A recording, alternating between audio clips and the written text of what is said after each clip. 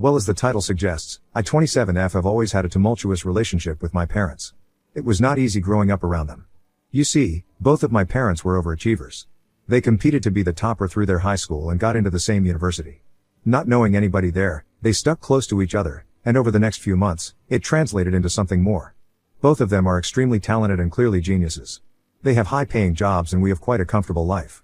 The only thing that they both failed at was being a parent to me. I was the result of an accidental pregnancy. My mother has since told me from time to time how she and my dad both didn't want any children, but after going for their first ultrasound and hearing my heartbeat, they just couldn't give me up. They also have religious parents who would have probably had a fit had they not continued with the pregnancy. As a result, 9 months later, I was born.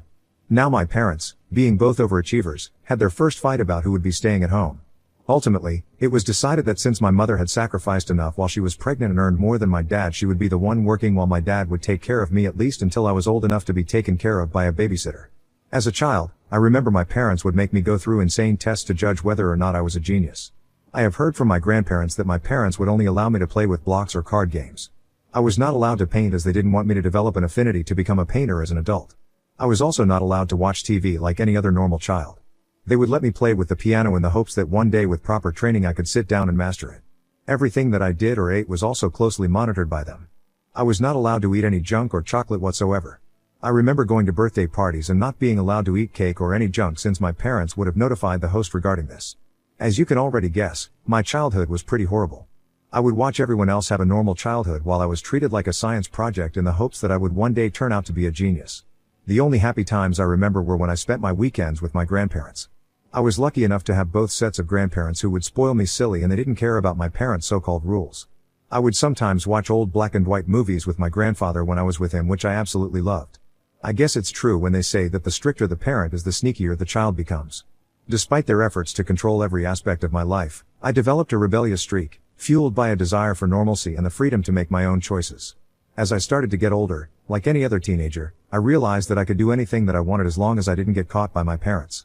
So I would sneak out to go to parties, try out makeup in our girls' washroom, or take up pottery classes in school as a form of rebellion, which were everything that my parents would not have allowed me to do had they known. Of course, sometimes I was caught doing these things and they would then give me a lecture about how I needed to buckle up and concentrate on math and science, as they wanted me to have a career revolving around these subjects. One particular day, while I was out doing pottery, a cute guy from my class asked me out. I was quite taken aback, since being a geek who was hardly allowed to make a lot of friends, I never thought I had any qualities that other girls of my age had, so being asked out was a big deal. He was cute and we had a fun time on the date, but when he came to drop me off, my parents saw us while we were about to kiss. They looked pissed off, to say the least. That night, they let me know how disappointed they were by seeing me waste my time around a boy and how I needed to buckle up and concentrate on my studies. My mother told me how she didn't waste months of her life so that I could go around and be a school slut. I had tears in my eyes hearing her harsh words. My dad joined her and said how I was too young to go out with boys and that the only thing that I should be doing at this age was reading my books. I tried to protest and say how everyone in my class went out and dated while also maintaining good grades, which I could do also, but my parents were not having it. They told me how they already regretted having me and the only thing that they wanted was to see me achieve great things in my life like they had. It was frustrating to hear my own parents talk about me as if I was some sort of a pet to them and had no life of my own. They told me to go to bed without any food that night so that I could think about what I had done wrong. I was so conditioned to listen to them that I never even thought how traumatizing these incidents were. As if things couldn't be worse, that night, I accidentally heard my parents talking about me in the dining room. This is when I found the real reason why they hated me so much.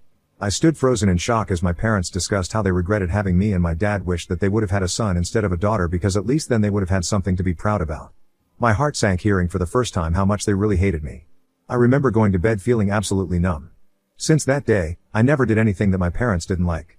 To be honest, at that time, maybe I was trying to get back into the good books of my parents and hoping that one day they would love me and be proud of me, but that day never came. They never cheered for me during graduation and refused to allow me to go to our graduation party, saying how it was a waste of time and that this is where girls end up pregnant. When it came time for college, I had already gotten into a reputed university in our state with a full scholarship and they were extremely proud of it. My dad, who had a degree in the same field, wanted me to spend my months leading up to college by meeting his peers and hopefully doing an internship so that I would be better prepared than my peers. Looking back, I can see how extremely crazy and controlling they were, and I wish I could have stood up to them, but at that time, I really believed that they knew what was best for me and I didn't want to disappoint them further. As you can expect, college was hell.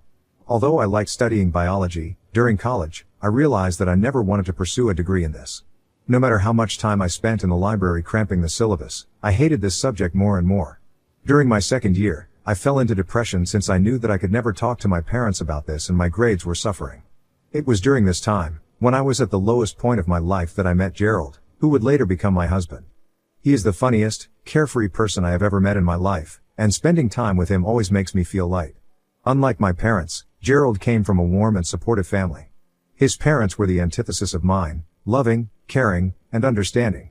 They embraced me into their family, providing the warmth and acceptance I had craved for so long. Looking back, I can see how Gerald came at exactly the right time in my life. He taught me to not take life so seriously all the time and has always made me laugh.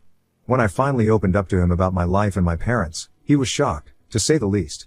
He was the first person who pointed out how abusive it was for my parents to not let me have my own identity or have any friends.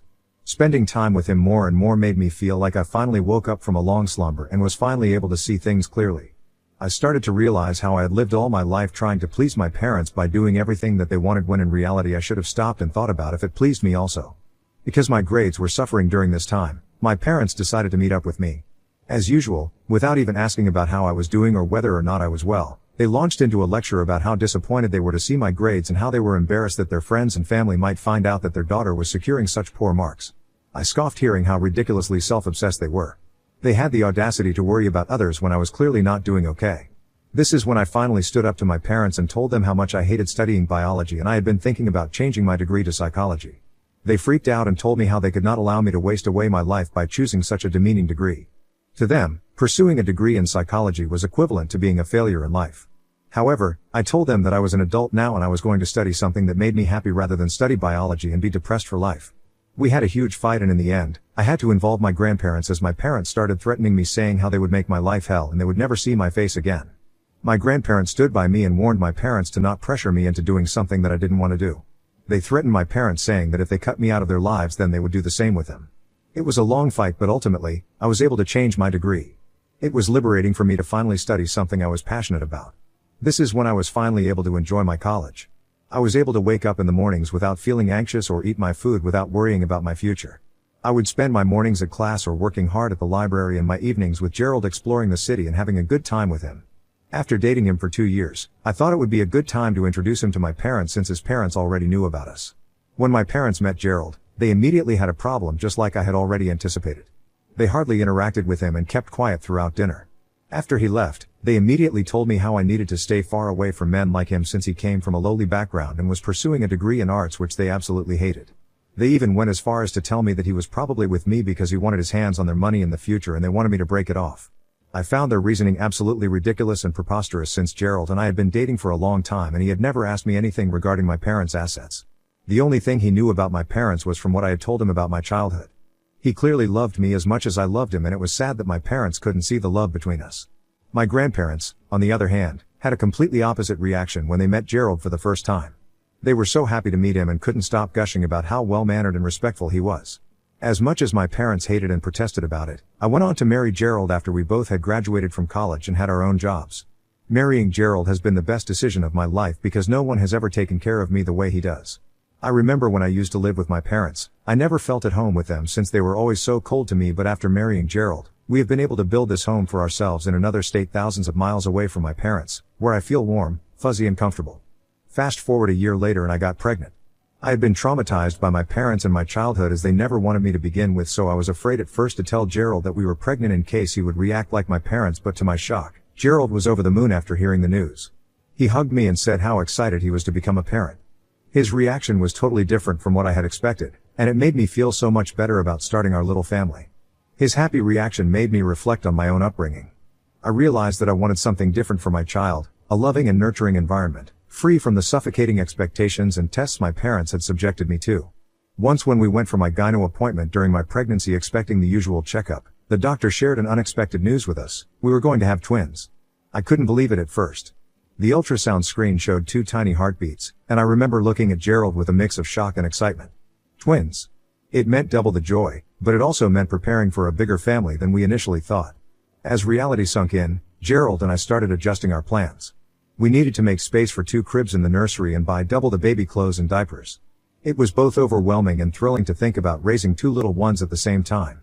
Throughout the pregnancy, We attended prenatal classes, read parenting books together, and even turned a room in our home into a cute nursery for our babies. Gerald's excitement made me feel more and more sure that we could do this whole parenting thing together. During my pregnancy, my parents also showed some interest in our impending parenthood.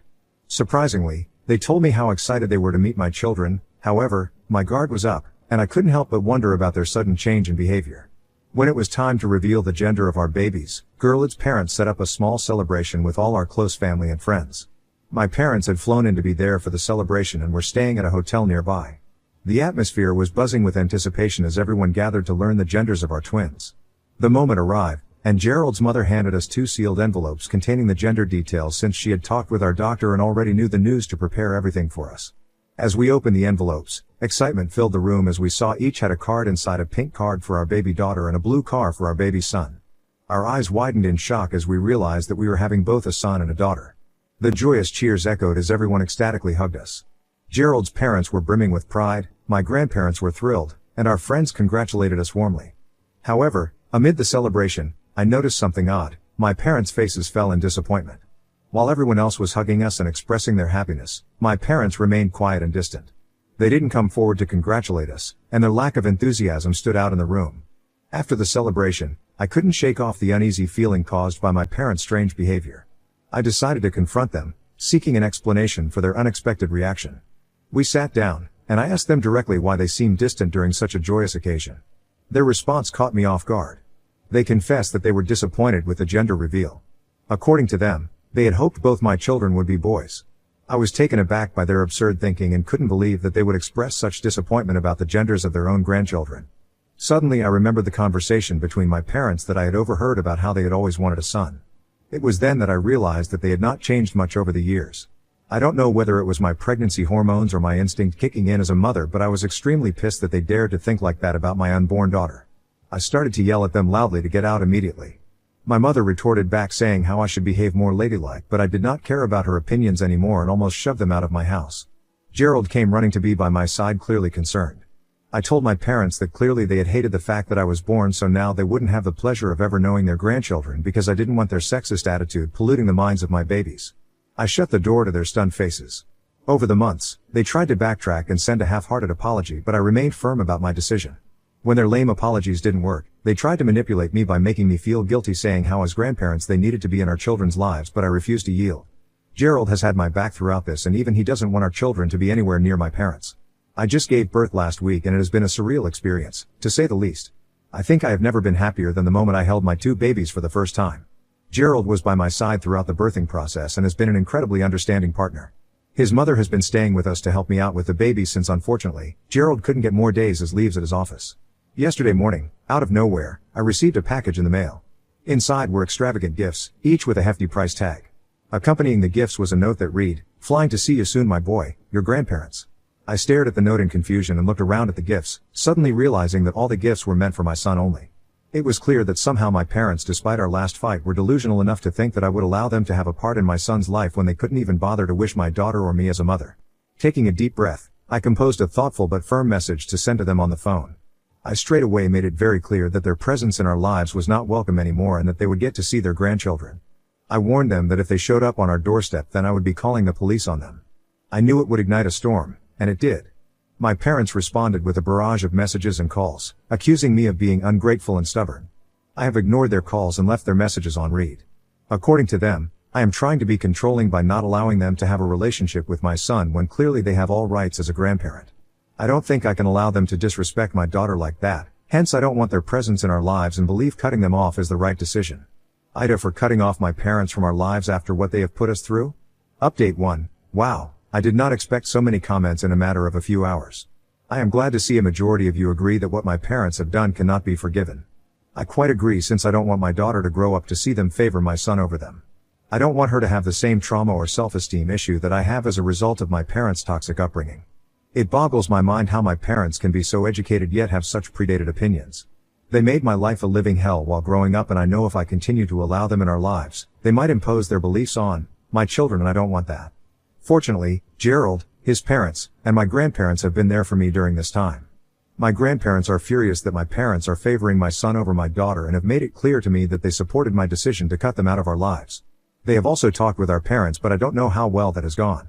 Gerald and I have come to the conclusion that I should send the gifts back to my parents so as to send a clear message to them that we don't need anything from them. I agree and will be sending back the gifts tomorrow. Update 2. After I sent back the gifts to my parents, they kept calling and texting me insisting that we needed to meet. So, this weekend, I asked them to fly out here so we could talk for the last time face to face. I had invited them out for lunch at a nearby restaurant. When my parents arrived, my mother, without even listening to me, started going on a rant about how I had no right to keep them away from their grandchildren. I told them straight up how as the parents, I had every right to keep them away from whoever I deemed was toxic and they could go and cry to the walls if they wanted to. My dad tried to justify saying how my mother didn't mean that and that they just wanted to see their grandson. I scoffed hearing this and asked them straight up why they kept on mentioning my son when I had a daughter as well. I told them how I had already told them that I didn't like how they favored sons over daughters and that I didn't want that for my daughter. My parents hearing this said how I should be more forgiving towards them since they are still learning and that if I wanted them to meet my daughter, then most definitely they wouldn't mind. It infuriated me how casually sexist they were behaving and the conversation got pretty heated after this. I made it clear that their biased attitude was not acceptable, especially when it came to my children. I explained that I didn't want their negativity around us and that I didn't want them anywhere near my children for the rest of their lives. My parents started screaming about how they could go to the courts over it and I told them that they were welcome to do so since it would give me an opportunity to recount my childhood stories where they had abused me and gotten away with it. My parents stared at me in horror as I continued to say how I would not just stop there and would then continue to tell our entire family about what my parents had done to me. I knew their reputation was extremely important to them, so they were at a loss of words hearing my threat knowing that I wasn't messing around.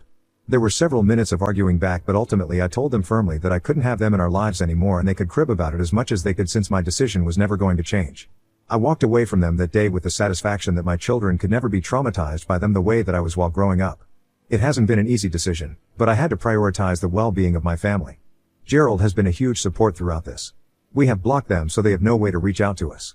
It is a challenging situation for me to permanently cut off my parents, but I'm holding my ground for the sake of my kids. I appreciate all the support I have received from this community during this tough time. Update 3. Several months have passed since I sent back the gifts and made it clear to my parents that they were no longer welcome in our lives.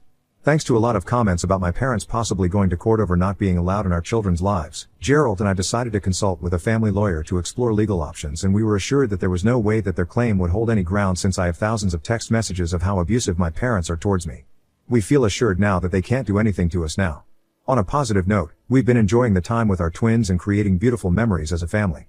My daughter and son are thriving and we are slowly learning how to manage twins. We visit my grandparents whenever we can or video call them so they can spend time with our children. The support from Gerald's parents has been invaluable during this time. They babysit our children whenever I and Gerald need to spend some time together or if I am too exhausted.